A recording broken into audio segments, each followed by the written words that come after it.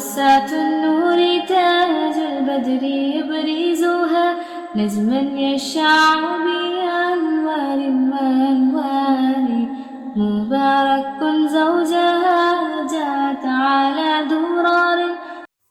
السلام علیکم ورحمۃ اللہ وبرکاتہ.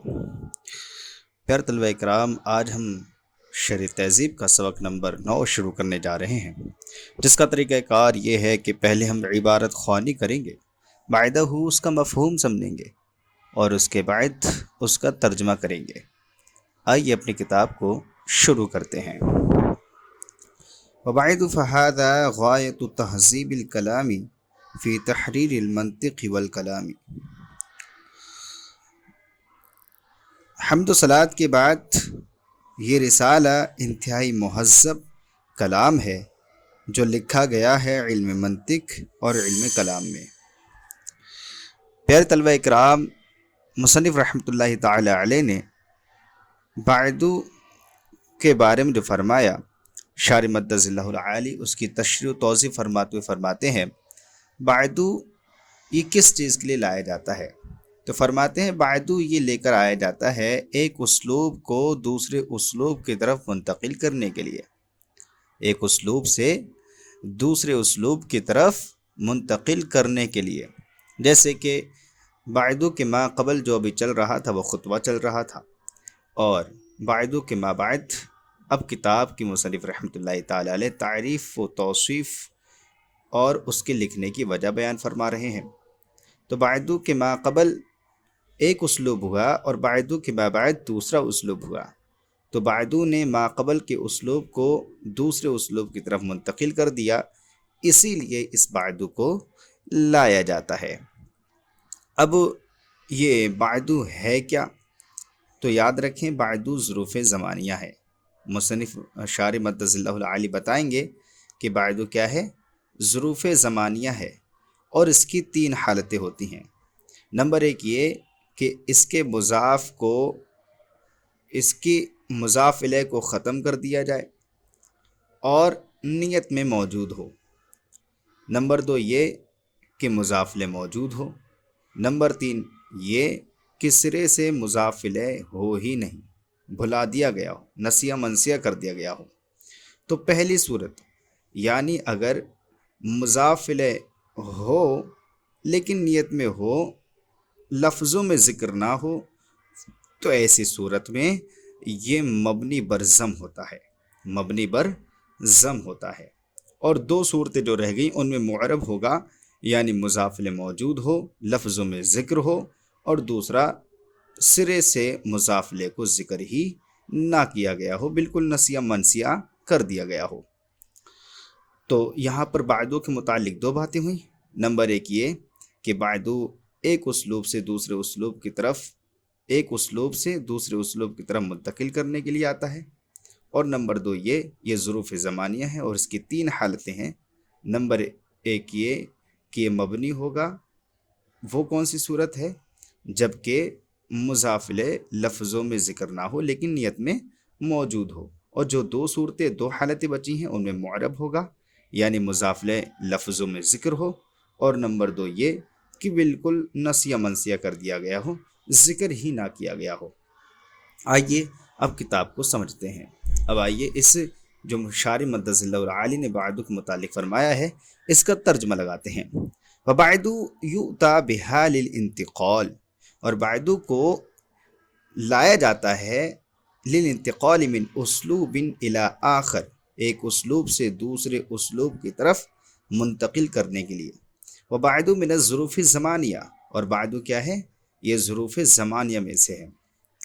وَإِذَا قُطِعَ عَنِ الْإِضَافَةِ بِحَذْفِ الْمُضَافِ إِلَيْهِ فِي اللَّفْظِ دُونَ النِّيَّةِ يَكُونُ مَبْنِيًّا عَلَى الضَّمِّ، اور جب اضافت سے مضاف الیہ کو جو ہے کاٹ دیا جائے، اضافت ختم کر دی جائے اور لفظ میں مضاف الیہ جو ہے محذوف ہو جائے نہ کہ نیت میں، تو یہ مبنی بر ضم ہوتا ہے.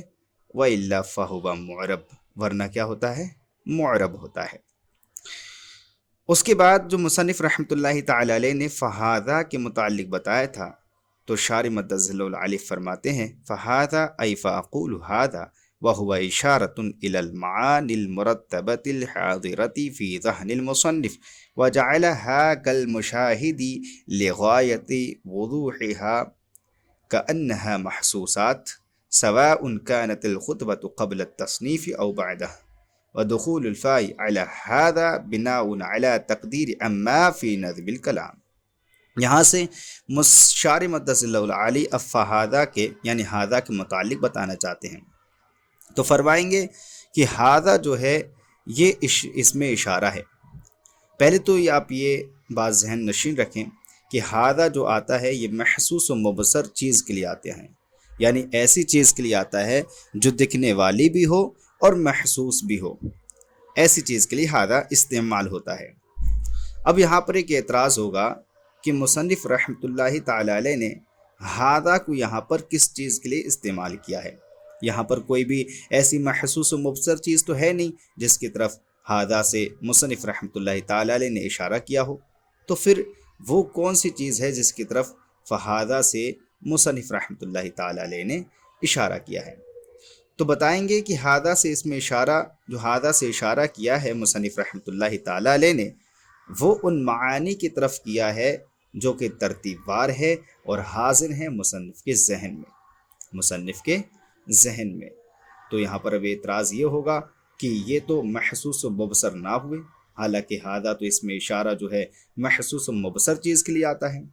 تو اس کا جواب شارح مدث اللہ العالی یہ دیں گے کہ جب وہ مصنف رحمۃ اللہ تعالی علیہ کے ذہن میں وہ معانی ترتیب بار اور حاضر ہیں تو وہ گویا کہ مشاہدہ کی طرح ہو گئے، بالکل واضح طور پر، بالکل وضاحت کے ساتھ آپ کے ذہن میں ہے، مصنف رحمۃ اللہ تعالی علیہ کے ذہن میں ہونے کی وجہ سے گویا کہ وہ بھی محسوسات کی طرح ہو گئے۔ تو جب وہ محسوسات کی طرح ہو گئے تو ان کے لیے بھی اب ہذا اس میں اشارہ آ سکتا ہے۔ اب چاہیں یہ جو ہذا ہے خطبے سے پہلے آئے، تصنیف سے پہلے، چاہیں خطبہ تصنیف سے پہلے ذکر کیا جائے یا تصنیف کے بعد، کبھی بھی ذکر کیا جائے، ہذا کو یہاں پر لا سکتے ہیں۔ فرماتے ہیں فہذا ای فاقول ہذا، تو ہذا تو میں کہتا ہوں یہ ہذا جو ہے وہ اسم اشارۃ الی المعانی المرتبۃ الحاضرۃ فی ذہن المصنف، ہذا اس میں اشارہ ہے جو ان معانی کی طرف کیا گیا ہے جو کہ ترتیب وار ہیں، حاضر شدہ ہیں مصنف کے ذہن میں۔ وجعلها كالمشاهد لغایت وضوحها كأنها محسوسات، اور ان کو مشاہد کی طرح بنا دیا گیا ہے کیونکہ وہ بالکل واضح ہیں، گویا کہ وہ محسوسات کی طرح ہیں، گویا کہ وہ محسوسات ہیں۔ سواء كانت الخطبۃ، چاہے خطبہ جو ہے تصنیف سے پہلے ہو، کتاب کو شروع کرنے سے پہلے ہو، او بعدہ، یا کتاب شروع کرنے کے بعد ہو، ہذا کو ہم استعمال کر سکتے ہیں۔ اب یہاں پر جو فا داخل کی گئی ہے، یہ فا کیوں داخل کی گئی ہے؟ تو بتائیں گے فا داخل اس لیے کی گئی ہے کیونکہ یہاں پر اما حرف شرط جو ہے محذوف ہے، اما حرف شرط پوشیدہ ہے، اور جب شرط آتا ہے، حرف شرط آتا ہے تو اس کے لیے فا ضروری ہوتی ہے، جیسے کہ نظم کلام میں ایسا ہوتا ہے۔ تو یہاں پر اما حرف شرط جو ہے محذوف ہے، پوشیدہ ہے، تو اس کی بنا پر یہاں پر فہذا میں فا کو داخل کیا گیا ہے۔ وَدُخُولُ الْفَاءِ عَلَى هَذَا بِنَاءٌ عَلَى تَقْدِيرِ أَمَّا فِي نَظْمِ الْكَلَامِ، اور فا کو کیوں داخل کیا ہے؟ فا کو داخل کیا ہے ہذا پر کیونکہ اما پوشیدہ ہونے کی بنا پر جو کہ نظم کلام میں ذکر کیا جاتا ہے۔ تو امید کرتے ہیں کہ آپ کو اس وقت سمجھ میں آیا ہوگا۔ السلام علیکم ورحمۃ اللہ وبرکاتہ۔